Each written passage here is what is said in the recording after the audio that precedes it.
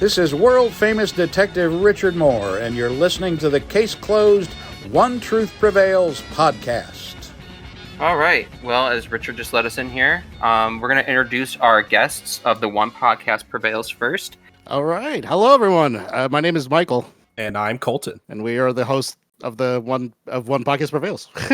And I am Manic, or you used to know me as Apera, speeding in the Mania. And this is the One Truth Prevails podcast, and we're going to start going in and introducing the rest of our usuals here. Yeah, so Professor C here, obviously Case Closed podcast, Save Case Closed. Been doing this a little while and really having a good time with it, so good to be here. Yeah, this is JoeB from JoeB Reactions, or Jimmy. Just really happy to be here. Hello, Dwall here, and again, very happy to be a part of this, and it's going to be a fun show. I feel like it's going to be a fun show. And I'm Erin. I'm just here to fill space. Fantastic. All right. That sounds about right. So it's been a pretty big week for us, or 2 weeks, I should say, for us all. New Case Closed dub, Studio Nano. How do we all feel about it? Yay? Long time coming. Big yay. Yeah, big yay. That's a very big yay. I think we've deliberately kind of, at least on our show, we've been kind of, well, fortunately, I think the way it worked out for us is that we recorded a podcast. It got announced that there was going to be a new dub, and then by the time we were getting ready to release said recording, we were like, okay, we might as well talk about it. And then, but I think that's episode that was now. So this is going to be us actually talking about it proper. So we've been holding back as far as we feel about it ourselves, but it's very positive to say the least. So does anybody want to give their thoughts first? Should I, or does anybody else want to have a preference to going first? I don't mind. Yeah, I haven't had a chance to talk about how I feel about the new dub yet. I would have to say, I think it's pretty damn good, if I do say so myself. I think, admittedly, it was one of those things where, again, this is our fourth or fifth dub cast or whatever. I lost count. So it was kind of one of those things where it's like, okay, some voices I'm gonna have to get used to again.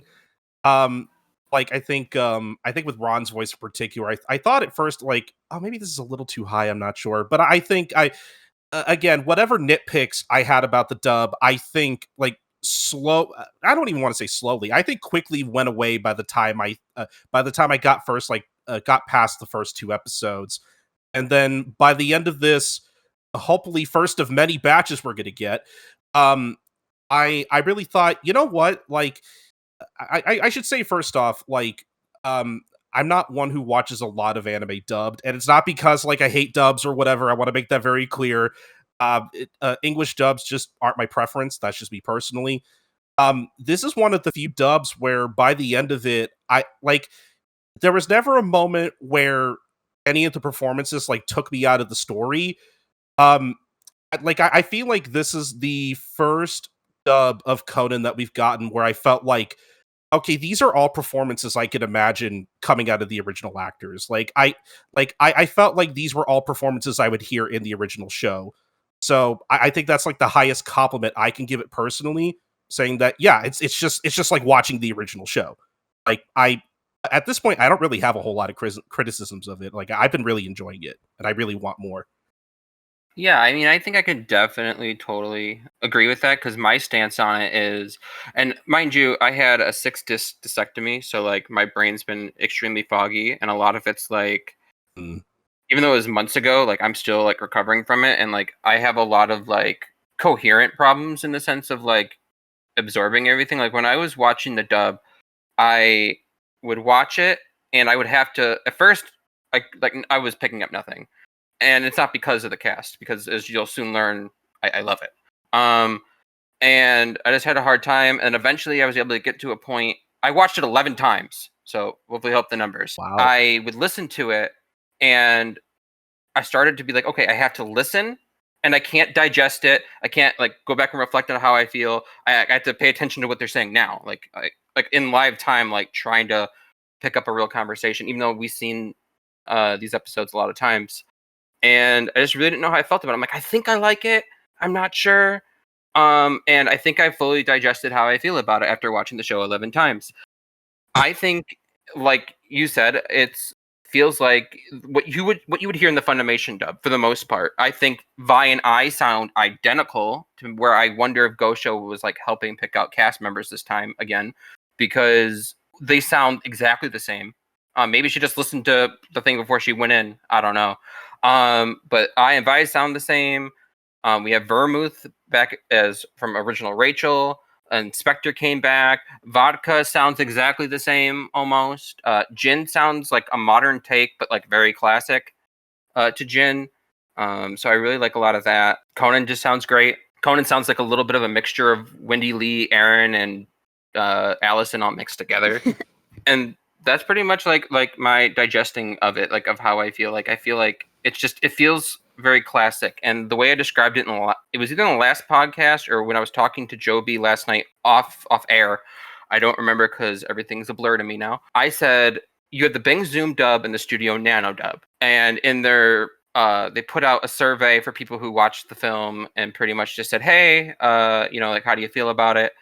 And that was interesting to see that go out. It came down to like, would it bother you if Studio Nano and Bangzoom, like if they were separate dubs type thing? Like, would it bother you if there was two voice casts doing Conan? Like, would that throw you out of the immersion? Blah blah whatever. And this is how I really felt, and I thought it was a good point. It was really wonderful to see Bangzoom do these dubs for the movies, and I think they did a good enough job. But to me, I was just like, it felt like I was watching an English version of Detective Conan, and that's not a bad thing. That's what it's supposed to be. Mm-hmm. But the Funimation dub was Case Closed, and they feel like two different shows. If I didn't start off with Case Closed, I don't think I would have became a Conan fan. I fell in love with the characters. I didn't even like mystery crime things. I even told my friend I wasn't going to watch it, and then I did. And I fell in love with the characters, then the case solving, and then this. And a lot of it had the jokes in it that weren't in the original, that really made up for it, like Richard getting a quote tag saying 69 and going, or 96 and going, almost my favorite number, and stuff like that. And fell in love with those characters. And what I really like about this dub by Studio Nano is, while they're not going full force with these jokes like Funimation would, you can still get that wet, dry humor that they're going for. And I really like that. And I feel like I'm watching Case Closed again. While the Bangzoom stuff, I feel like I'm just watching an English version of Detective Conan, which is like, sure, that's what you want, I guess. But to me, the Studio Nano, I feel like I'm watching the show that has been gone for decades. Even though we've had this dub, I still feel like I was missing Case Closed, even though we've had this dub going along with it. And so I think that's really how I put it. I feel like we finally got Case Closed back, even though it's called Detective Conan now, which is fine. Yeah, I'll just say I think for me, this is it's very. I just think a lot of us assumed when this was coming that it was going to be the Bangzoom cast, and there's even some stuff out there about it was going to be the Bangzoom cast. So seeing, and I think even with the Masius situation and how that went over, I guess in TMS's mind, I don't think we'll really ever know, but I think they washed their hands pretty quick. Well, and I think at the end of the day, I think they just, I was kind of shocked they went with another studio. And then it's so funny, I've watched Case Closed so many times over.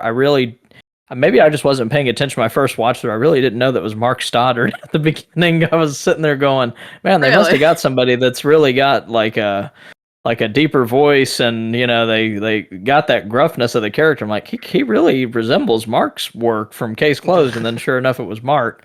So that was pretty funny, and that was kind of embarrassing at the same time.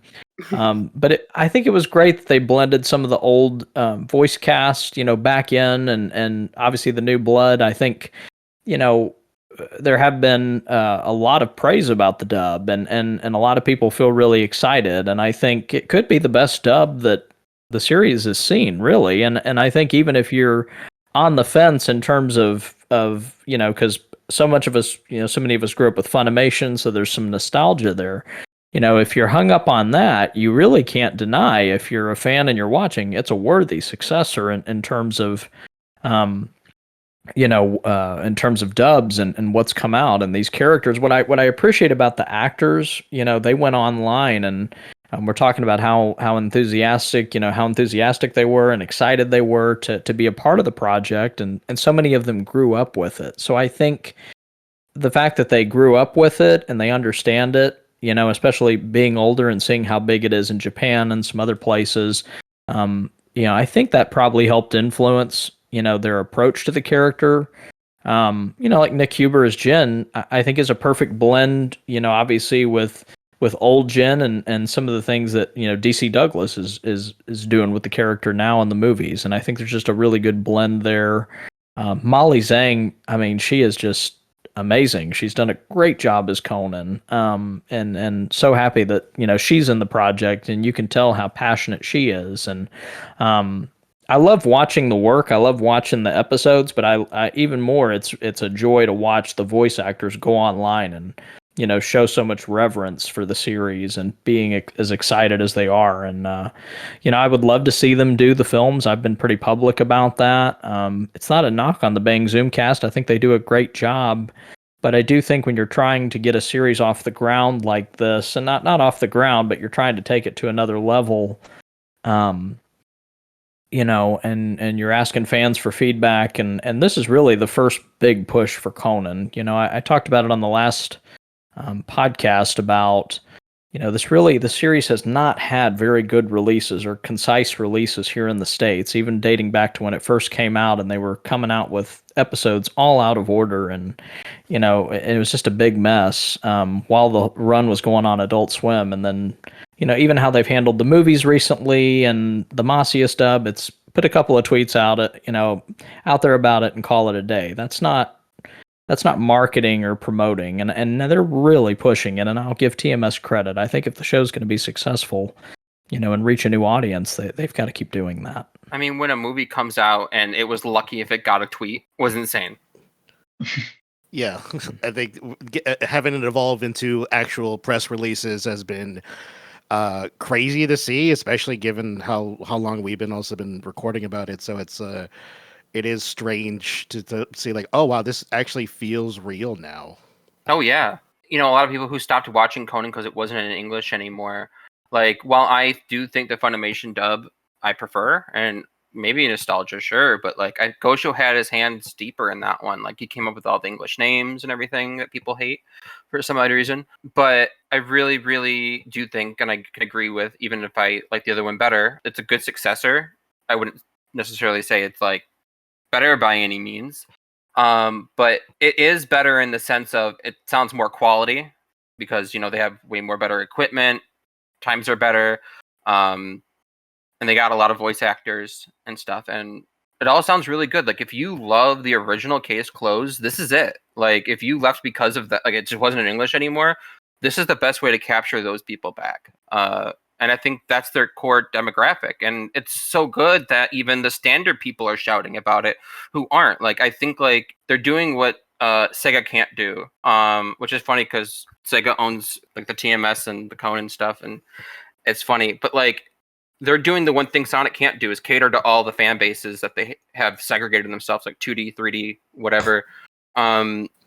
They have catered to both. They have a dub that calls back to us, and this sounds more like Case Closed than it ever has compared to the other dubs that we've been getting. And I don't feel like their claws are in it as deep as they were with Bangzoom. And I feel like all of that, like, culminates into this perfect dub that everyone can enjoy. And I think that's what makes it better than the Funimation one, technically, because there is still a lot of Funimation blood in here. So it's kind of hard to knock one and not be knocking both at the same time. Oh yeah, so I thought this stuff was pretty good, but I've heard a lot of people like say this isn't like something that they really enjoy. I mean, they enjoy it, but they prefer the Funimation. But I think that's because most of them just watched the first 2 episodes, and I don't think that's the best representation of this dub. If you're gonna watch this, if you're gonna watch this dub, the first 2 episodes are definitely gonna trigger that Case Closed original voices. Like when you see Shinichi walking out in the first episode, immediately, like, your mind starts playing the Jerry Jewel voice. Mm-hmm. So if anyone watches this and are like on the fence of this dub, seeing the first two episodes is not the best representation of the dub. Like you're gonna constantly keep comparing it, and it's not gonna live up to any of our expectations, because nostalgia is a big factor in this. It plays a big factor. So watching those two, the first two episodes would not be ideal. Like episode 3 and 4 is where this dub really shines to me. This cast has been like so good so far. Like I have enjoyed their performances in episodes 3 and 4 more than episode 1 and 2. Maybe because they've grown accustomed to the voices. They've like tweaked it a bit.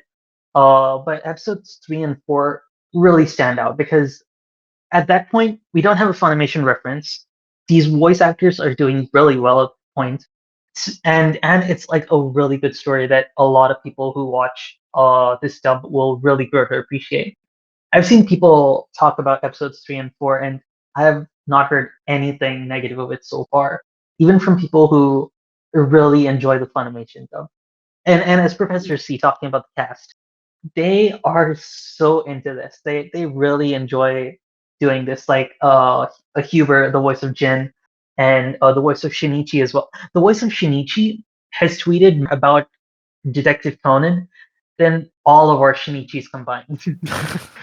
Oh boy. So yeah, it's been like really nice to see this cast actually really talk about it, interact with each other in their Detective Conan posts. Even the voice of Huber, as most of you guys might have seen, was like asking fan recommendations for openings and closings of Detective Conan to play in his car, and just seeing all of that is just so cool. I think like I have a good point on that that you reminded me of.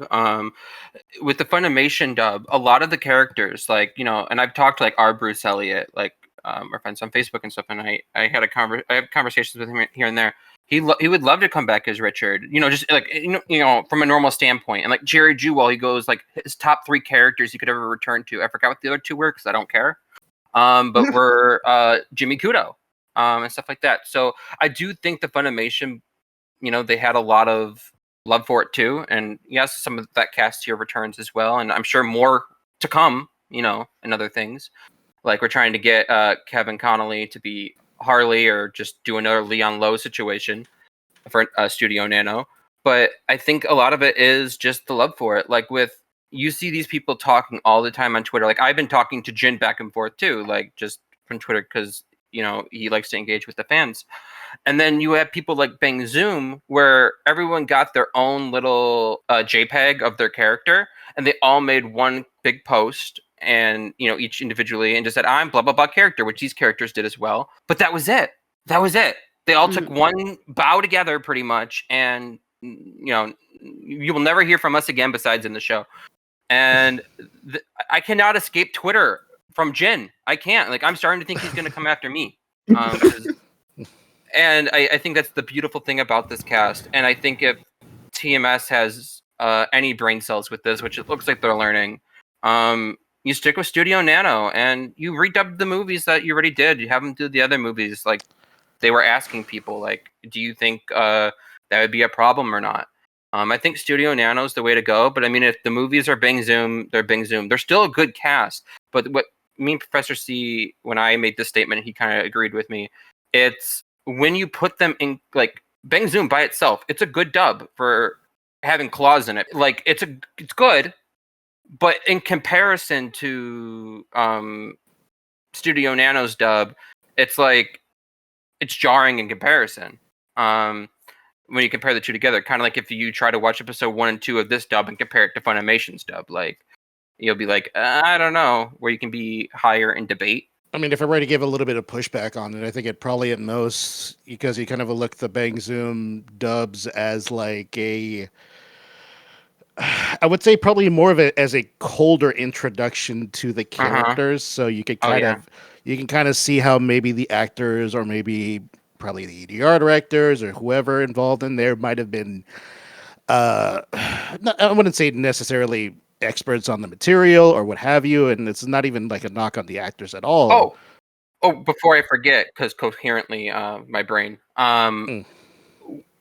Good point on that. TMS Entertainment didn't even know Akai Shuichi's full story and Bourbon's full story when doing the movies that they both appeared in. They didn't know their full story, but they got the gist of it and tried to work the story along with it. They're like, we hope we did it justice, but we think we understand. And I'm like, what do you mean you think?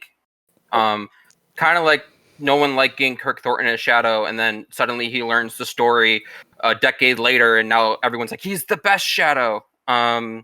It's kind of just like, I don't think they understood, and which shocks me that they didn't understand, because TMS Entertainment was so controlling on the dub. That's why you had things like Pop's Kogoro that everyone made fun of in the premiere that they did for the movie for Cinema Saturday or Sunday, I don't know. Cinema Saturday, yeah. And everyone was making fun of it in the chat, and I'm like, yeah. And that was the one thing I made fun of in the podcast prior when we originally heard it. I'm like, we don't speak like that. That's not a common formality out here, but they don't know that. I think it's probably, like I said, I think that there is a level of just not fully understanding the material, or maybe even probably lack of time. I could also believe that for how much they had available to be able to record with, because it's tough when you're like, hey, here's a character with an established lore, with established personality, with established relationships with characters. How do these characters interact with each other? How would they sound with each other? That's something that takes time to kind of understand for every character. And at a certain point, you can kind of see how I without proper direction, maybe, or like with the right people behind the scenes to kind of guide the actors to be like, here's how you react to this, here's how you would probably say this, here maybe you can look at the original version to see this. You can even, I mean, I think the one thing that I would say about even the Studio Nano dub, and I think this is probably the way I would phrase it, is like the dub sounds like it has been here for years, and that's something that really it feels like the biggest compliment I could ever give to everyone involved, because it seems that between the ADR director, who apparently was very much involved in making sure that the actors know how to portray the character. There's small weird Conan isms that Molly ends up doing. I wish I could. I would have to go back to the episodes to remember. But it's like even just like small little like Conan kind of like the way even Conan laughs, small things like that. That I was just like, wow, that's crazy how they managed to capture even from like the original performance into this new dub. And it's like it feels like they've been voicing these characters for so long already. It's kind of shocking. So there is a multitude of reasons why they have probably either a leg up or something maybe on the previous dubs. But I think this is something that if they were to continue with this, I think you have the right cast. 100%. Can I speak on another little thing? Now that you brought it up, Mike. Speaking of little things in performances, because I didn't have a chance to rewatch everything today, unfortunately. I kind of rewatched just whatever I could before we got on today. And I ended up rewatching those first two episodes. Something that kind of struck me, I think, the first time I watched this dub, it's around Agasa's first appearance, and you have that little funny little moment where like he's like testing his jetpack, and they're in Shinichi's house in the library, and he runs into those books. I love the way that Christopher Guerrero as Agasa, which by the way he's doing a great job, as is everybody. But I really love the way he captures what I feel like is like the original actor's kind of like ad lib. I don't know if it's in the script, but like that moment where he runs to the books and he's like, oh, what I just run into? Oh, books. Okay. Like it sounds so like natural that like I've always just assumed that's like an ad lib that he did, or maybe something like that. Even I love the way that these actors capture those little like natural little moments of dialogue that all like it just, I don't know. I love it when they capture stuff like that. Like it's something that I'm assuming is ad libbed, but like he performs it in a way that still sounds ad libbed. Like it's that kind of attention to detail that really shows me that this cast, not to say that the other dub casts we've gotten didn't care about the material they're working with, but like it shows me that level of care that I feel like this dub has arguably more than the others we've gotten up to this point. But that's just my opinion. Well, you know what they say, a keen eye for details. For sure, yeah. I've read that somewhere. Yeah, I would aware. It's like on the back of a Wheaties box or something. Got that with your detective badge. Not the Wheaties. Not the Wheaties. My Not the only Wheaties begging, box. my only begging I am going to give to Studio Nano. The only thing I'm going to say is yes, I love Dr. Agasa. I love that they brought back the accent because I don't know what the heck Masia's group is doing, and let alone also Bangzoom. But it is different this time. It's not German. Or at least it doesn't sound German. It sounds more, as Professor C, I think, put it, British. But it still sounds enough to where I can picture old Agasa as well. And I think it just does favors for everyone. I didn't even hear an accent. But then again, I have trouble picking up on small stuff like that. It's like what I would describe it as like it's like if Christopher Lloyd went on a trip to England for like a week and he picked up a slight bit of it. Yeah. That's how I picture it. It's kind of like if Dr. Agasa, like the German Dr. Agasa, went to the UK for a few weeks, picked up on some dialects and went home. Conan, we got to do something about your kids. Oh my god. Well, see, Mike, as soon as I saw you brought up that he sounds like Doc Brown, like I haven't been able to unhear it. But I think that goes into another reason why I love Guerrero's performance as Agasa is that unlike with the original Funimation performance, you could tell he has an accent, but I feel like it's not as in your face, it's not as obvious. Like it's still subtle enough to where like he doesn't sound like a total caricature. Like he still sounds like a character. He still kind of sounds like a person.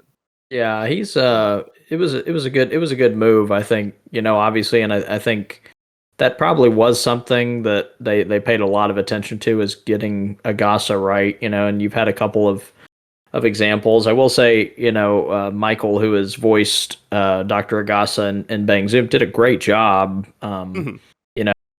And recall if it was I think it was Hanzawa or Tea Time. He did a really good job. So he did a really good job in Tea Time. He did a great job in Tea Time. Not Tea Time. Hanzawa. Yeah. Hanzawa. Yeah, he did a great job there. So that we'll show was a trip, though. That, Yeah, I mean, sure you were able to get away with so much. Hey, I like Hanzawa. I love it.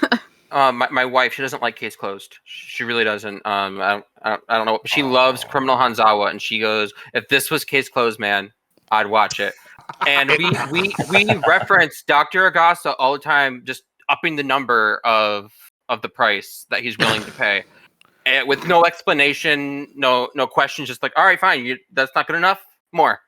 And we make a joke on that all the time. Criminal Hanzawa, give us more of that. Season 2, they even kind of tease it at the end of it. Yeah. There's a lot more material left over. So give it to us. But And I don't care if it's by Bangzoom. What is it, Max Middleman? Max Middleman. He did an amazing job as Hanzawa. Call him up, get him in there, because he did great. Erin Dwall, I feel like you haven't said your opinions so far on this stuff. my first opinion is Alexis is amazing as Haibara. And I will keep screaming that to the heavens. Oh, she sounds just sounds like Brie from the Funimation dub. It's she sounds really close to the Japanese too. She nailed the Yeah. speech. I think that's all you needed to know. yes. Like, and every Jin voice that I've heard for every dub or, have made him sound as sinister as he's supposed to sound. Like he's supposed to sound like a very evil person. Mhm. And the Studio Nano dub nailed that completely. Yeah. And I love that. And in seeing the Bangzoom dub of The Darkest Nightmare Saturday, that dub was great too. Not to say it wasn't. But Jin's the voice actor who played Jin still made him sound very sinister, and I like that. But I think everyone honestly is in agreement here that if anyone, if they decide to go with the Studio Nano dub, that's great.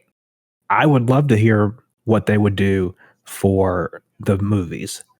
And and maybe if they want to do some more of these curated episodes, I'd love to see that too. I mean, this is the first of them, so big implications. Oh, one thing like I would like to go off of Dwall's point of Haibara is like it's not only just Haibara being portrayed really well, like but it's also like not just nailing her voice, but the dynamic of the voice of Conan and the voice of Haibara working together so well. Like we see that in episode 129.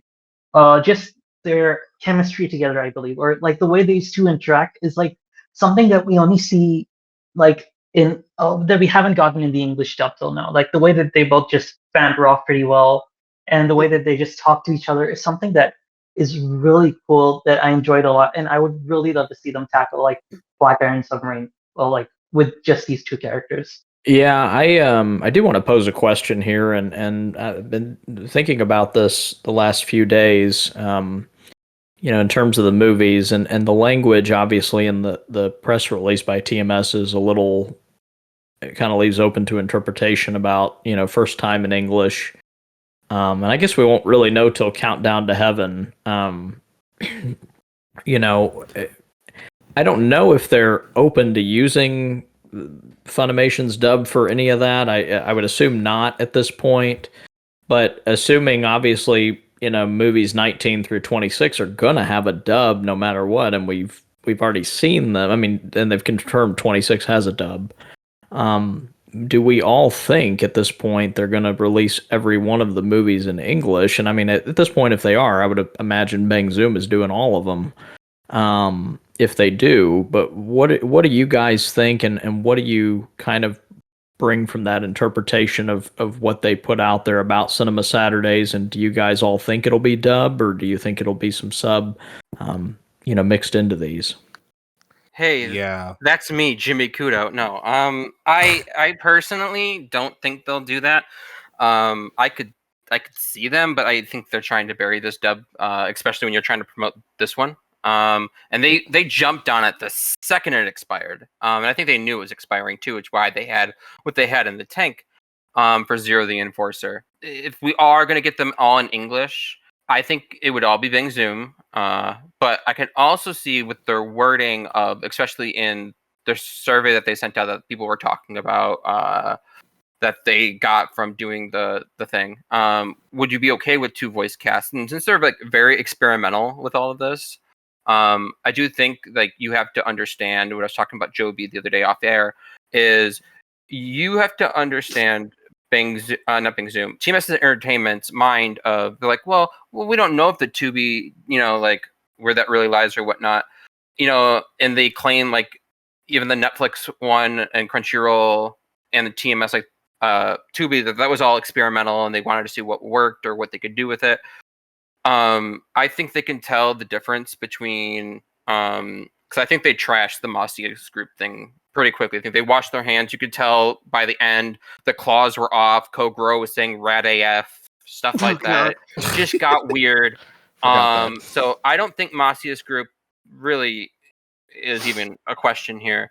And I think when they asked us that question, I really wonder if that means like Studio Nano did movie 5 while Bangzoom's was probably recording movie 26, so I'll be honest, unless they knew by that point it was all going to be Studio Nano, which I highly doubt. So I could see this movie either being done by Bangzoom or Studio Nano. I do have a feeling it would be all of them in English. I just because I can't imagine like them doing subtitles, because I feel like some people won't show up or they think like, where's the dubbed option type thing. And that's what I encourage you all to do. If that happens, show up to it, ask where the dub version is, and if you have to leave, because that might show them that you want to dub even more. Like, oh, they did not stay for the sub, but the other stuff did really well. Well, I mean, as far as that concerned, I mean, if you've checked out any of TMS's releases when they did the Lupin the Third movies on their... Which we talked about, speaking of which, let me interrupt you, we think those might have been a testing ground for the Conan Cinema. Well, they were. Well, I mean, they were fan selected. But I mean, I don't know if it was. I think it's more so the fact that they that if they were going to release something on their YouTube channel, it's most likely going to be a dub. So it's why it's kind of more like, I would say 90% likely that all the rest of the movies will be dubbed as well. The Conan movies will be dubbed. Could you imagine if they didn't mean the series? Where like, do you mind 2 different dubs? Like, could you imagine if they're like, all right, Funimation's movies 1 through 6, Studio Nano 1 through 7 through 17, Bangzoom Boy. 18 through. And then like the most recent movie, a secret third group. I don't like, what the hell? Masius group. Masius comes back. No. Return of the King. Anything but that. The best movie. Well, let me ask you this, Michael. If you think that, I mean, I would imagine then you would think that Bangzoom is doing it. Do you think hiring a different studio and having a new cast influences maybe casting for future movies if they're going to use Bangzoom and use Studio Nano? Do you think that influences casting across the 2 dubs? If this, we're kind of just assuming a lot as far as like how much is Bangzoom actually done. I think that's one thing, because I could believe there is a level of probably during the process of getting some of those movies out through Discotech and getting Bangzoom involved in those, and then eventually moving to Masias to getting some of the Bangzoom actors back for that. I wonder if during the process they were thinking like, well, we figured let's focus on the current movies as much as we can before we decide how we're going to tackle the old ones. And I think maybe along the way, when they were starting to reconsider how they're going to approach Conan in the West, maybe they thought, well, we already did the work for the ones that we have out. It's already out, and I'm assuming there's at some level, maybe there's some also contract things to say like, well, the Discotech releases of the Bangzoom dub are probably going to be out for X amount of years before we consider even trying to make a new dub, because I can assume for like, fees and stuff like that to be able to get for the actors to residuals. So if they were to, I think having this one of the old Funimation movies that were released as like your first or third movie they're going to release is probably the testing ground to say like, well, we're going to probably try the new cast now for this one, because at this point, you can't re-release that old dub anymore if you're essentially wiping your hands with the former version of that dub. It would make the most sense of like synergy wise to maybe consider like, oh, we have a new studio, let's work with them, as opposed to probably hiring out Bangzoom again, because for all you know, availability, rates, so many other things that could be involved in getting that. By the time they made this new initiative, can we get those castbacks? I don't know, and maybe that's why, to some degree, why they went to Studio Nano in the process.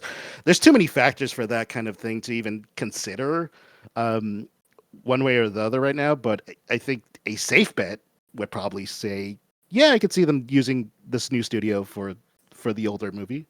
Or the older movies, I should say. Where do you think that cutoff is, though? Like, where do you think that cutoff is between old and new? Like, what we're just talking about hypothesis, obviously, but if you had to predict like a cutoff? Oh yes, I don't know. If I were to cutoff, it's whatever's Bangzoom released. I have a similar answer. I think old movies stop after like I say up to like 17, which is Bangzoom has 18 through probably 26 done. I'd probably say there, or you could cut it off at like movie 9 or something like that. Like if I were to consider what the classic era is, unless they count what Funimation did as the classics, and then you say 6. But I mean, something we need to consider too is when Masias had their dub, you had the 4. That's what I was going to say. Actors obviously come back, and Studio Nano that wasn't the case, and so I think that it at least prompts a question of kind of what they're thinking direction, and I think it's at least a great conversation that TMS has started. I don't particularly mind if they go with 2 separate studios necessarily, but I do sometimes wonder about, like, there were people even in the chat when we were all watching that were like, is this the new cast or is this the old cast? and I worry about continuity when you're trying to when you're asking the question, what could we do to make the series more popular? And it's like, but then I wonder, what do you guys at TMS deem as a success and a failure? And I think for us as a fan base, I think that's very hard to measure as well as we kind of go through this. And it's obviously we'll be going through it the rest of the year.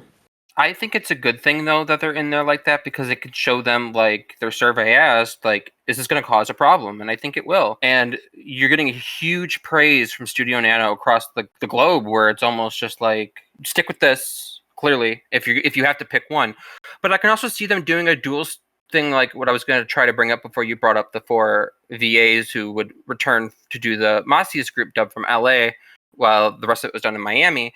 I could see them doing a similar thing too, where it's like, okay, Bangzoom does all the movies, but then they'll take like Molly and stuff like that, like the core main characters that aren't like just random characters, and have them come do their roles. And then I can also see them doing, all right, the movies we have now, all right, let's get Rand in here, let's get Kogoro in here, let's, and redub those lines, but keep everything else the same, where it's just like, just all main characters. If they're a main character, not just a one-off for the movie or background people, they could say Bangzoom, unless it just sounds too jarring next to the other people's performances, then of course recast. But I think that might be something that is willing to look into, because like you have people like Kevin McConnelly who did Kevin Connolly who did Harley Hartwell, and then he did Leon Lowe for the Bangzoom stuff, and he came from Funimation, and he fits right on in.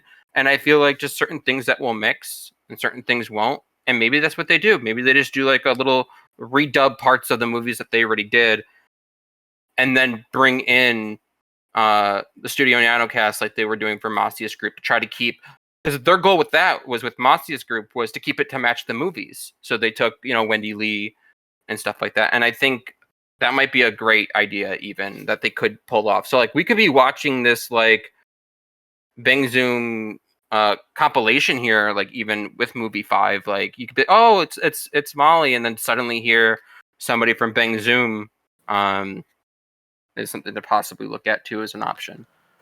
I mean, that'd be interesting. I don't know how that would work fully, but who knows? I think it's. I mean, it's still a little early to kind of really speculate. I would like. I wonder if just probably they figured like, well, we're in Texas. We'll just keep the Texas actors and go from there. I don't know. That's my guess. But who knows? Erin, I don't know if you got to speak much. I do apologize if. Well, I've never really been that talkative on these two, because my opinions are mostly just based on what little bit I know from like voice acting itself, but I don't know much about the whole process of like how it affects everything else and everything. I just know what sounds good to me. But how'd you feel about the dub in general? I don't think you've really said. Oh, it's amazing. I was like, I was like really scared at first when I heard we were getting this, because I'm just sitting there like, oh god, are we gonna get Masius Group again? And I'm going to feel nothing but pain listening to this? Or am I actually going to enjoy this?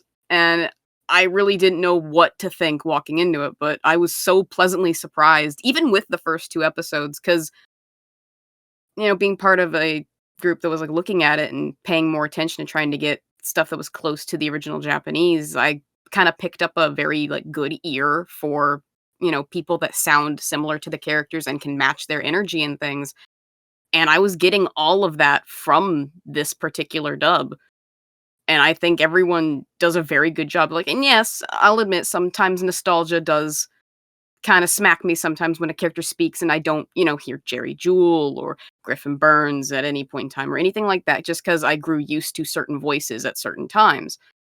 But I can honestly say this dub, to me at least, seems like the best out of the ones I've heard. Mm-hmm. And I very much look forward to if they actually do more with this, and I really hope they do. Could you imagine if that dub opened up with the same ADR noises as the Masius Group one did? So unprofessional. Fish bowl Takagi. That's all I need to say. I think you're giving everybody nightmares in here. I think the sad part was even the last episode preview, they called each other the complete opposite names in the very last episode preview, and it's like, For God's sake, What? Conan said it I was missed that. Kazuha disguised as Kid. There were so many problems. Like I said, I think they knew it was done. Because it was very similar with like Ayumi. She sounded like she was in a closet, and then she finally came out of the closet, and she sounded like okay again. And And then they this put her in a woman- bathroom stall. Oh no! Then this woman comes along, and she was like a rando for the episode, and she sounded like she was in a bathroom, and they put a filter over Ayumi to make her sound like she was in the same space as her, and it just sounded awful. Mm-hmm. And I'm like, why? Like, the point is, Masia's group. Like, I'm not gonna knock Miami voice actors because most of it is on the ADR team, and like even some music was missing or was misplaced or would go off at the wrong time, or like you could just tell like a lot was missing. I rewatched an episode or two the other day where Sierra was talking to Conan. I won't spoil what about because not to get into that, but like I was watching them like, okay, yeah, I don't like how Sierra sounds like a boy. I get it's a joke that she looks like a boy, but like she doesn't need to sound like a complete boy. She doesn't sound like that in Bangzoom, and she doesn't sound like that in the original either. And they just took some very weird takes there too. But I just think it was just too jarring. And then I listened for the music this time, which I didn't do the first time because I was too busy with the ADR noises and the people in the bathrooms and stuff. And I listened for the music, and I'm like, the hell, this is off too. I'm like, how do you achieve that? And especially when it's all provided to you, I don't understand. Yeah, yeah. like it was bad. The only positive thing I took out of that particular dub Red AF. was getting to hear no. No, the only positive thing I personally took at it, and it was more just a thing of because again, I enjoy listening to voice acting, and I'm the type of person where particular line deliveries will just set me off laughing. Mm. I absolutely loved hearing Griffin Burns absolutely losing his mind with the fairy lips case. That was funny to me. I loved hearing that. And it was the only positive I could take out of the entire experience because I will have to forever live with the echoing voice of, I'm Rad AF! Like, no, I don't want to ever hear that again. And I need to find a way to capture that for myself, just in case I ever need it. I'll Oh, put it- I have copies. Oh, cool! I can use it for like of a Red Twitch. AF. I'll use it Yeah. for a Twitch alert. No, why do you have that? You got one new follower. That's Red AF. I'm almost glad I never heard this dub, and I never want to. But I mean, I feel like without we don't have to drag that dub as much as we need to anymore. But I think I think we're kind of now. I don't think with- it's been dragged enough personally. Oh yeah, but really?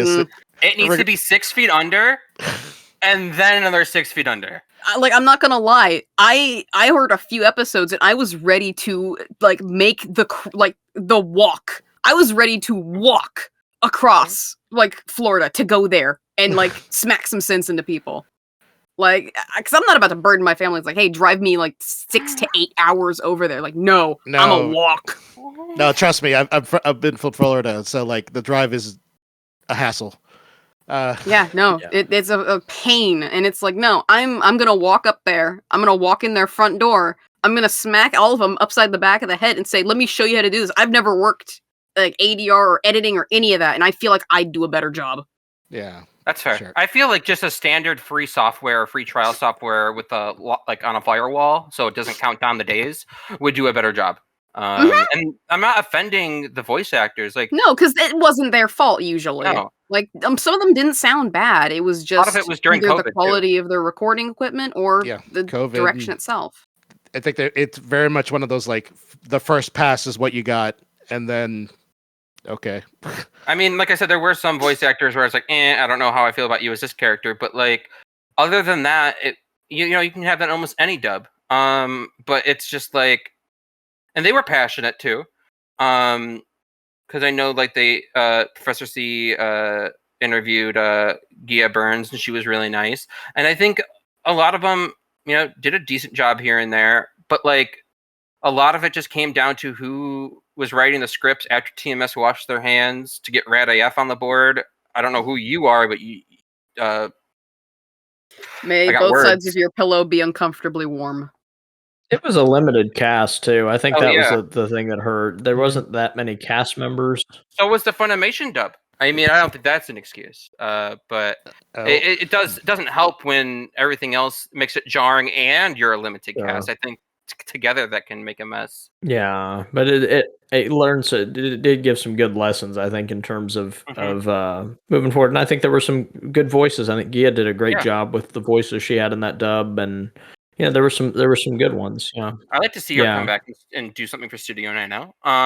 So like I just want to make that clear. We're not like trashing Masia's group, but I think it was a good thing that they knew to pull out of there. And I just think it's the studio that's the problem. And there was probably a reason why they went with them. There's probably a reason why they were cheap. And like I said to JoeB the other day, is you can tell a success and not a success. And I think TMS Entertainment knew that. And I think that's why something went to Netflix and something that went to Tubi that people don't know who. A lot of people don't know who Tubi is, and Tubi's still trying to market themselves. They're a free service. They just recently tried to say that they want to do like an ad tier plan where you pay. This is like a thing that nobody really knows about Tubi. That's why a lot of people didn't even know the Masias group was a thing. That's why like, oh, a new dub for Conan. I'm like, yeah, but there was a new one not long ago either. You didn't see that one either, and a lot of these people haven't. And I think that's how you could tell a success from a failure. I think when they saw that, washed their hands, said, we want to make some money back on that, like Funimation did when they gave up. They just kept the license to make the money back. And didn't do anything else new. I think they did the same thing. We're like, hey, we'll put it on Tubi, try to make some money back. And this stuff's good. We like this. We're putting it on Netflix so everyone can see it. And I think that's really what happened. Yeah, no, because I didn't even know the Masias one existed until y'all brought it up. And it was like, okay. So why would Christy with this? I didn't even know that the Tubi dub was the Masias dub. Yeah. There you go. That's fair. I maybe saw one episode of it, and then I was like, okay, I'll watch it again later. Never found the time to watch it. Well, it wasn't even that I didn't want to. It's like I wanted to, but I never found the time to because of other life stuff. Count yourself But now, blessed. hearing all the horror stories, I'm like, now I'm kind of glad I didn't go back and watch it. I'd rather have I want to make sure that's preserved somewhere. I don't care. I feel like that's still worth just to have somewhere. Yeah. And even then, I know I at least have access to it from a few completely legal anime sites that I use. Completely legal. Don't want to know about that. Don't want to know about that. Yeah, I've got them downloaded. Okay, there's at least someone here who has them. Why would you spin the space? He's completely downloaded. I would say way to just like openly admit that. Yep. Come on with it. He's like, it's like, not like oh, this is completely back. It's like completely legal anime sites, and then all of a sudden, yeah, I downloaded it. It's cool. It's no. Like I'll say I'll have clips here and there, or I'll know that I might have something, but I would never. That's funny. But yeah. Oh well, yeah. They don't care about it. They're gonna be okay. I kind of see it more as just like they probably misread where their audience is, and I think this is a course correction. Mm-hmm. Yeah, 100%. I mean, the worst that they would do to Professor C, to be honest, if we're all being honest here, they'll probably say, "Oh, he's suffering enough. He has the Masias group dub." Yeah, no, it's like I don't think they want that one back. Yeah, one good thing I would say about the Masias group dub is at least it has like 20 people. The ETV Balbarth English dub only had like a cast of 10. So the Masias was like a bit of an improvement to that. For 300 episodes, I'm not sure, like, too. Oh, yeah, seriously. 300 Oh, all the way up to like wow. 500 episodes. They went really far. Yeah, they did. He'll wake up to an email in his safe case closed email, and it'll be like, "Hey, take this one too," and it'll be the Funimation dub. I don't know. I got a message like 3 months ago from somebody. It sounded like an admin. They're like, "We're going to be shutting your account down in 30 days." I'm like, "All right, cool. Had a good run. See you later." I bet it never happened. So, and if they try to come for me, I'm like, look, you can give me the Funimation dub if you want to. I got the DVDs. Good old Guardian collection. I got the DVDs when you put it in a green case.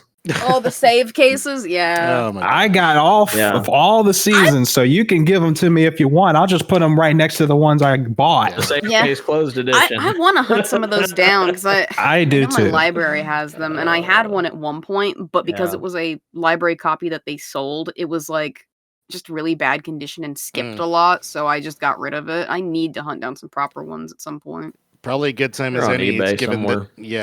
because I need to find the Viridian ones. chances are those are going to get priced up as like if more stuff comes out of it. Yeah, no, the only Funimation Conan stuff I have at this point is Time Bomb Skyscraper and 14th Target. Those are the dual only pack? ones I actually own, and I found them marked down at like $5 and $15, and it's like Nice. I just don't as have the sad. 14th Target. I do have the Time Bomb Skyscrapers though. I don't have the other 5 movies. If anything, I want to get Phantom of Baker Street just so I can at least switch it over into JP Audio and enjoy it that way. Because Why? That movie tries to auto-translate itself all the time. You're reading Japanese, but you're reading it as English. That's like the game world, like how it auto-translate Yeah. everything. they're for them. speaking English. I don't understand. I hope we get physical releases of these new movies though. Usually when things happen on Netflix, they Think so. usually do. I think we will. Yeah, I don't think so. Sorry. It Yeah. might be some time. Really?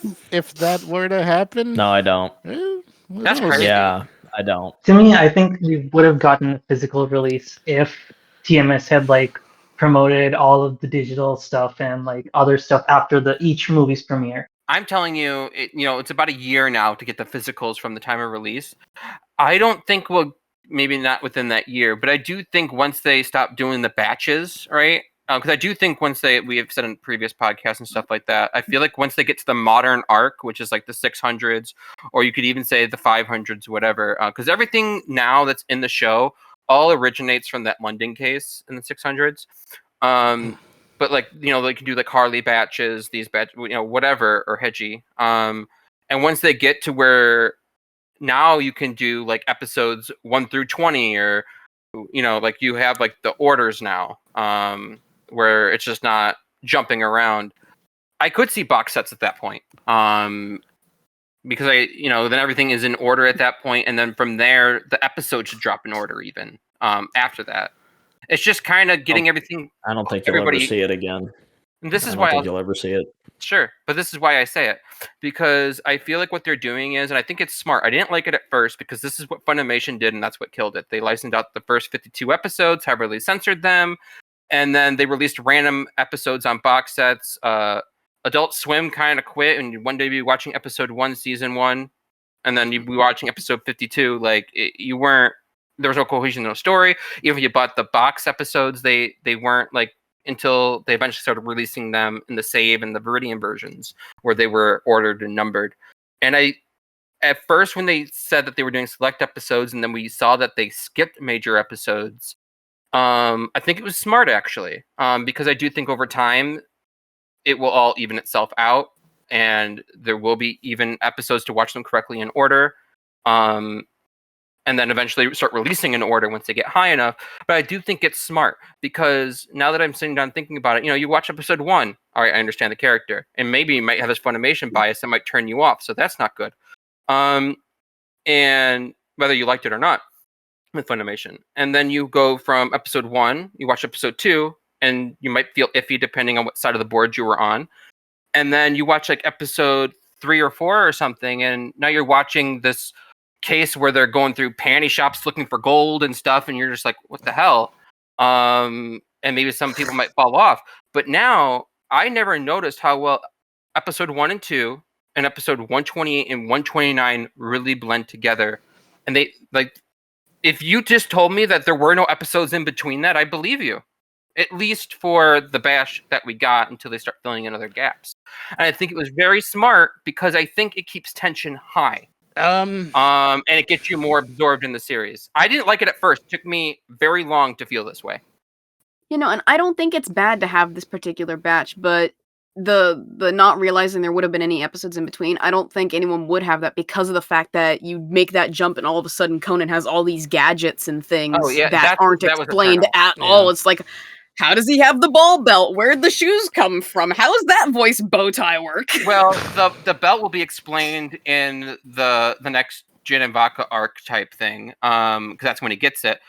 But the rest of them, I did agree with that. Where I'm like, it's just weird that we don't get explained the watch and the other stuff. And one of them in the Funimation dub, it was given off in a non-canon case, TV original, I believe. I might be wrong on that. I really don't remember. But Haibara explains them all. She goes, Agasa's your lifeline. Those super sneakers, those listing his gadgets. So I mean, in a way, yes.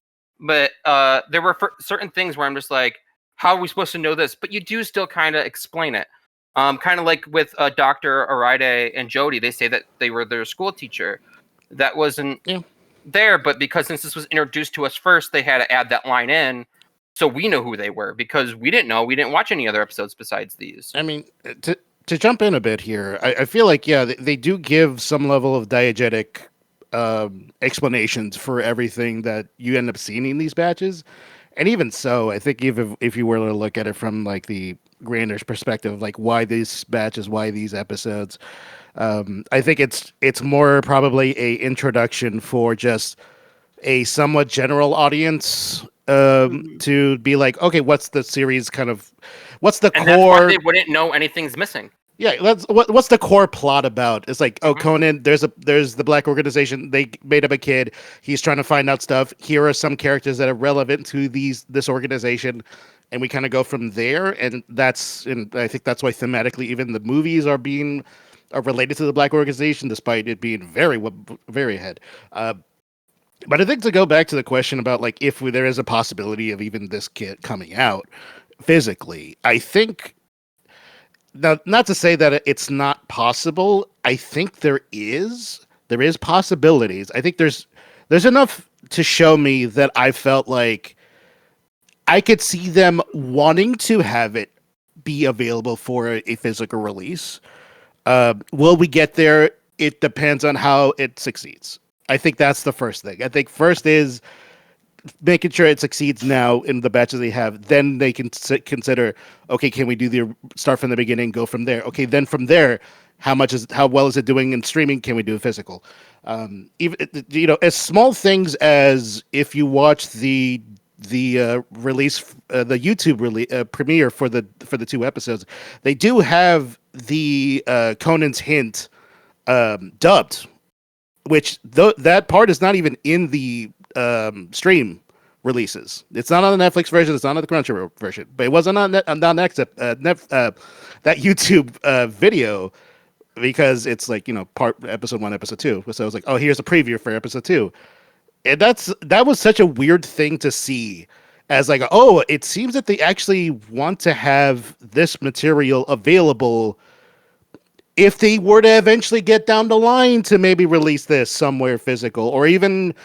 I mean, it probably wouldn't make sense to have those Conan hints because the next episode is like a 30 episode jump in the next episode for the batches. But so I guess it wouldn't make sense to put it there. But it makes sense to have those. Also, if you noticed on, I think it's Netflix, if you watch the credits and stuff go through, they have those little Japanese versions the Japanese versions that weren't in the Funimation release. Where at the end, all the characters say something funny at the end to each other, but like in the old version, it's just Conan saying something. Those were in there. Oh yeah, those are the sponsor tags. I think that's what they have. Masius, I think, did that too. Where you'd be like, catch us next week for blah blah blah or whatever. Yeah. Or they'll make fun of each other or something. Yeah, they had those too. Well, the only reason I make the point that I make, and I don't mean it in a bad way, I do think they'll continue to release things digitally. I think eventually these episodes will become available digitally, but I have 3 points of evidence that tell me they're not interested in physical releases, and that's Scarlet Bullet, that's Bride of Halloween, and that's Black Iron Submarine. There's no Blu-ray available for those. Well, if they're working to Studio Nano, why continue? Because I said to myself, when I was talking to JoeB again yesterday off the air, I said, you want to know what's one fun fact they can do? Yes, they called this one Detective Conan when they did the movie cinema thing, but that can easily be changed later to Case Closed or anything in the title or anything like that. But those were licensed and shown off as Case Closed movies. You can just say, okay, well, these are Detective Conan, just like the Funimation dub and the Masius group. Those were Case Closed. This is Detective Conan. Right, but there's a financial aspect to that I don't think they're willing to commit to, and I think they're leaning into digital. And I think, and I don't think that's a bad thing, by the way. No. But I think that's just from the evidence of seeing what they've done with Scarlet Bullet, Bride of Halloween, and now Black Iron. It just kind of gives evidence that they're leaning away, and the fact that they're not working with Discotheque anymore. We know that basically that's not really going anywhere. I think they're really diverting. What I am kind of curious to see is on the digital side, if you go to Amazon, are they going to change that Case Closed branding over to the new Detective Conan branding for what's already out, and then hopefully what they plan to release with the rest of the films? I'm curious to see what they do with that. Same thing with Criminal Hanzawa and Zero's Tea Time on Netflix. They're labeled as Case Closed. Yeah, I think I don't know, I forget if the English-speaking Asia markets have the Detective Conan logos for that. I want to say they do. Yeah, they do. They do. Okay, so yeah, they have those available somewhere, but I'm assuming probably because they have the new version of Detective Conan with the little spacing and stuff. So maybe they probably have to redo those if they were to re-release them. I think that will probably be probably the telltale sign of like how they want to approach the already dubbed movies. If it's just like we already have them out, it's already there. Technically, they all have Detective Conan in it. Everyone calls them by their correct names. There you go. Here it is until we decide to come back to it. Because honestly, if I were them, I would have probably just start from the beginning, start with like movie 1, and then go from there. And when you get caught up to the Bangzoom versions, they can either decide whether or not they want to continue using Studio Nano for that. But I don't know. That's above my pay grade, obviously. But I think that's another reason why with the experimentation that's why you stop your thing with Discotheque. Why do licenses for movies that you're going to change possibly, or like you're not sure with, or a studio now they're going to take over? I think a lot of that is the reason why they stopped with that too. It's just why release physical media if stuff we're going to destroy soon anyway.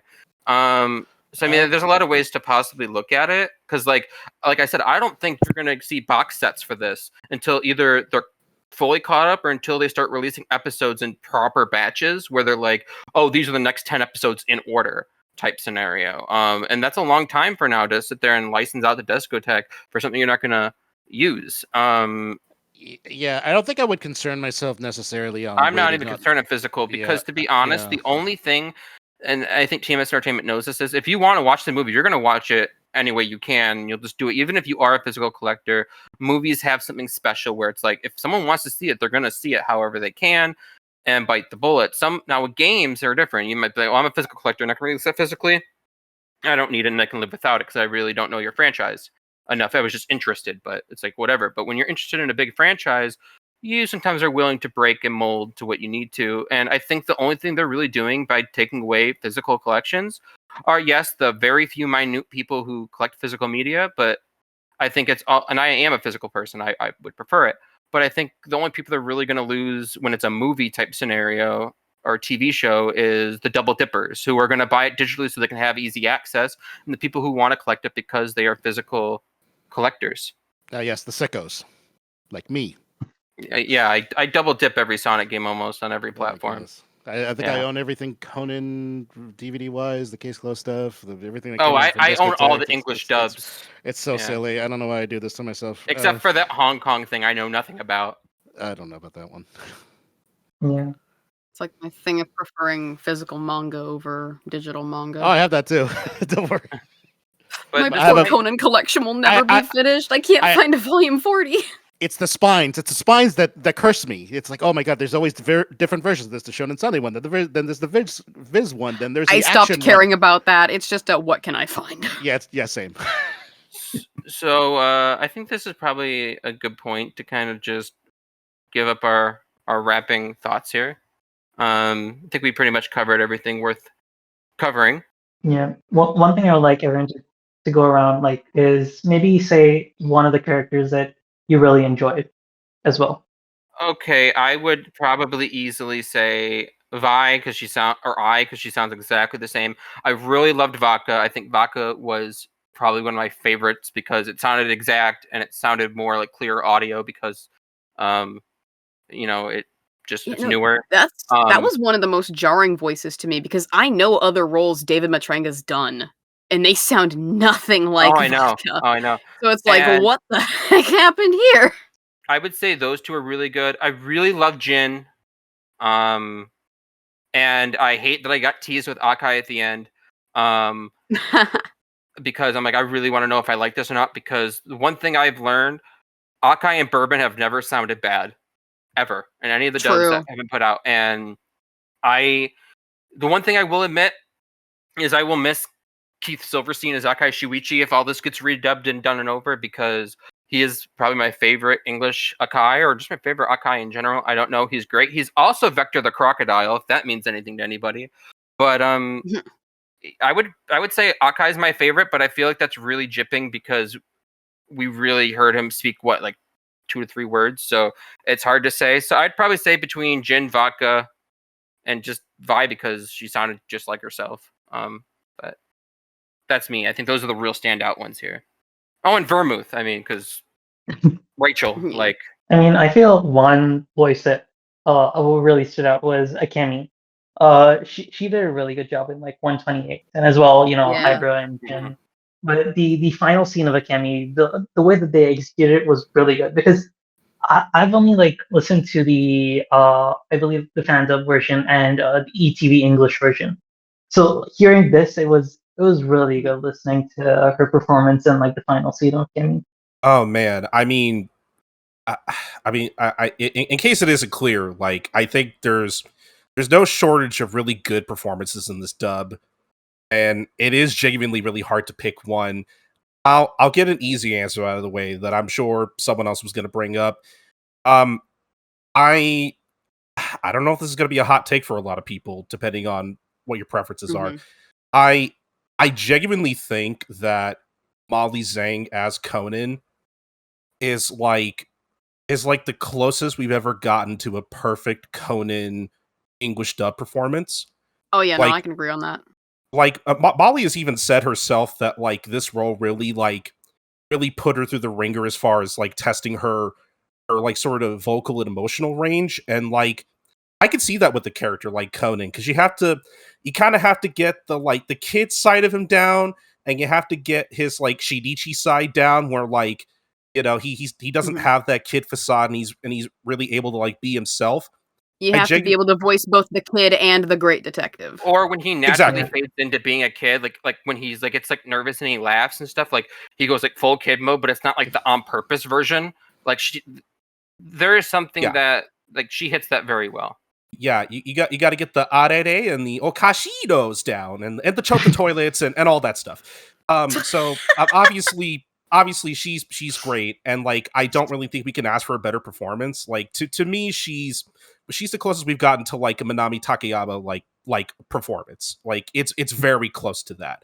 Yeah. I feel like like another character I would as far as characters that like we've heard, but I want to like hear more of.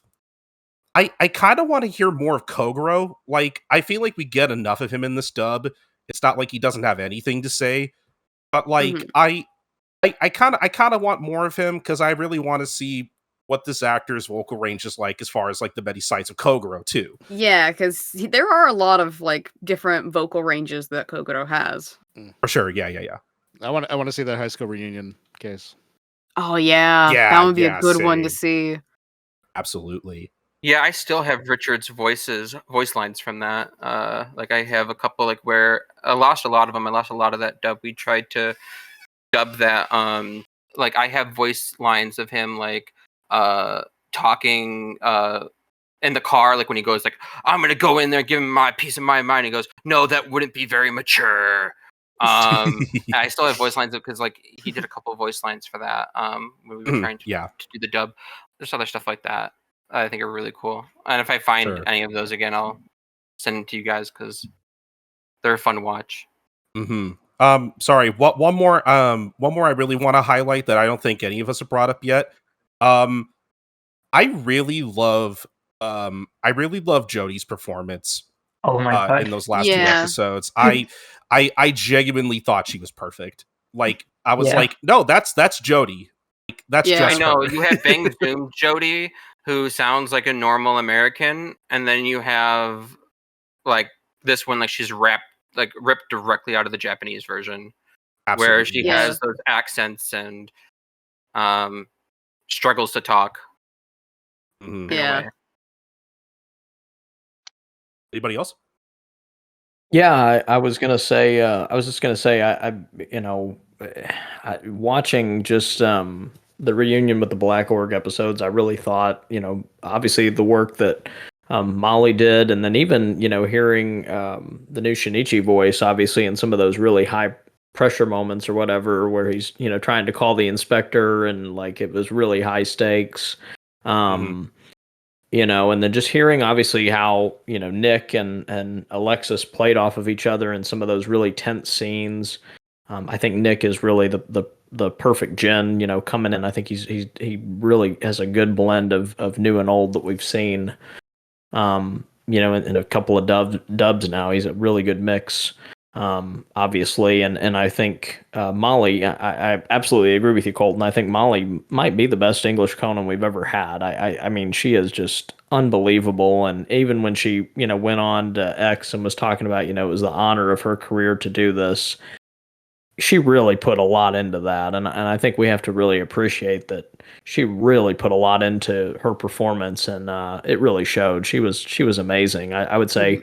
Between those three, those are great for me. Obviously, it was great to hear. I think Colleen is the perfect Vermouth, and then Mark coming back as Megare, McGuire, whatever you want to call him, is a real treat. And I think everybody did great. But I think it, with a 9-episode sample size, those are the ones that really stood out to me and some really good moments.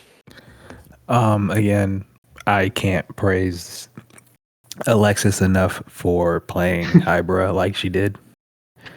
And I've listened to a lot of other anime with Alexis's voice, but it was the first time I'd actually heard her sound so sinister at times.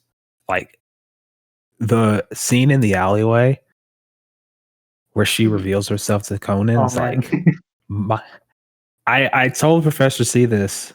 And I think I told the others in our group chat about this. I said, when I heard it the first time, when I saw the sub, I got chills. When I heard it another time, I think it was a fan dub, I got chills. When I heard it this time, I got chills again. And it just keeps happening because it was so good. And it was exactly how I wanted it to be. And it sounded exactly like I figured it should. And I can't say enough good things about it. I agree with Professor C that Megare's voice actor coming back is great. I can tell he's older, but I don't. But I think I think strangely enough, the fact that he's older now works. Yeah. For this dub. Yeah, I think so. Because it makes him sound grizzled and like he's been through a lot. Obviously, if you know, more experienced, if you know his backstory, he legit has been through a lot. So it makes sense for him to sound the way he does. So it works in that way. And just everybody else doing. It took me a while to get into Kogoro's new voice because again, I can't get into it. I can't. I don't hate it, but it's different. Yeah, and I think that's the thing. It's like it's gonna be some people will like it and some people won't like it because they're used to his original voice and maybe the Bangzoom voice too. But he did a great job, and Studio Nano did a great job with him. And that was a great one. But I think in terms of like if you're asking me for a favorite, I think Haibara's was amazing. Just great. Yeah. Great stuff.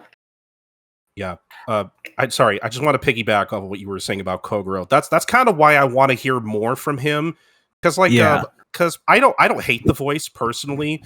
But I think that's why I want to hear more of him. That's why I want to hear him in like a more Kogoro centric story or episode, because I really want to see what he's like when he's able to kind of I don't know what you would call it, stretch his wings a bit with the character. Like, I want to see him kind of have more room with the character other than what we've gotten so far. Because I think the more time we spend with him, I think the better he'll get. I'll put it this way. I love our Bruce Elliott. Like I said, we're friends on Facebook and everything. Same. Yeah. So I'm not trying to shame him.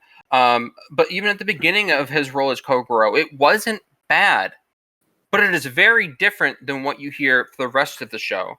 Yeah. And he's only had what, 2.25 episodes so far. So I am sure we will see him grow and it won't be that much of a problem. And as far as Inspector, yeah, he's getting older, but I also feel like deep down a lot of its voice direction don't sound exactly the same. It was probably like a rule. And I'm sure, to be honest, I am sure the longer this show goes on, I guarantee you they will be indistinguishable as we go on further, like where it'll just sound like the Funimation version. Because I do think that things will let loose eventually. And then they start trusting you as the voice of the character of, how this should sound. And they start taking, in the booth and stuff, they start taking advice from you. And that's usually also how you get the ab-libbing in there too. Sometimes it can come out early, but too, just from like, hey, this fits better. But a lot of times they'd be like, hey, it'd be funny if they did this, or it'd be good if we did this, or it just feels more natural to the character, my voice, if I do it this way. And you get a lot of that as time goes on too. So I think down the line we'll be happier with it. What's not to be happy about? It's already great. Yeah. So. Yeah. Genta, I don't know why. Does everyone just nail that kid for some reason? Like, he's like perfectly pitched every time I hear a dub version of him. I don't know why. It's funny. I was worried about Genta's voice to beginning with, because when I saw it was Bryson Bogus, I was like, wait a minute. I've only ever heard you play like Bell in Danmachi or Hinata in Haikyuu. So I'm like, this is a different tone. Are you gonna be okay? But honestly, he did pretty good. It's one of those like, okay, can I do slightly Cartman-y or too much? Yeah, it does kind of have that feel, doesn't it? I mean, I feel like everyone kind of just looks like, here's a little big tubby kid. You kind of know the voice. I mean, that more highlighting there, but I mean, I feel like it's cliche to say like, oh yeah, Molly's Conan is. I think I know that JoeB said it. You have to nail Conan. If you nail Conan, I think you pretty much can. You can kind of ride the wave for the most of the show, and I think she nailed it. Yeah. Well, I mean, like, Conan has the faces of like 100 faces. Like, even that one opening shows all the different faces he makes, and he has a lot of expressions to uphold. And I think I have faith in her for that. And I think this is really what it is. She's the lead, right? She's the main lead. Yes, there are like 3 or 4 leads or 5 leads, however you want to break it down. But she's the main lead. And to be honest, I would put my heart and soul into that, because not only are you the lead, but you are the lead of this 30-year-long running show that, like, if someone came up to you and said, we're restarting, I'm not a Dragon Ball Z fan or anything like that, but like, you're going to be Goku, and like, you're going to put your heart and soul into that, because that's an everybody anime in the sense of, you're in that, your resume's done. You know what I mean? Yeah. I was in this long running Shonen Jump anime. Yeah. Okay, yeah, you're hired. Sure. We'll find something for you.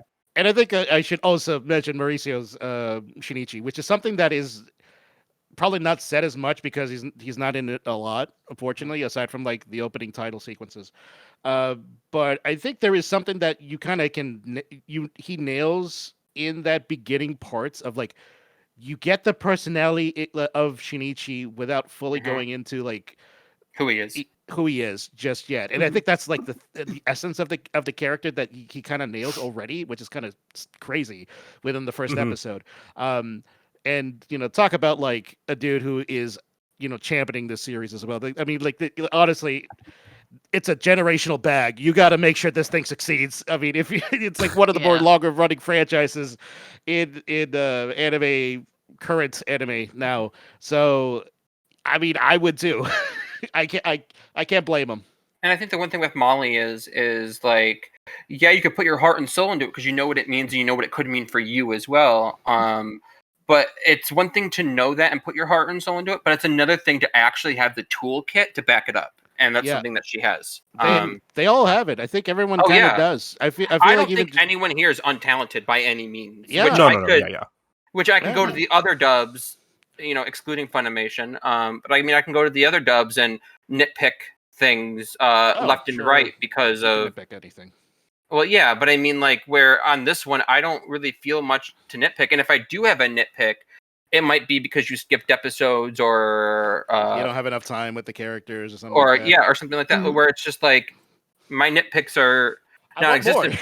But I can watch something else from Bangzoom, but like, yeah, I guess I want more, and I can nitpick these things. But like with this, I'm like, good, more.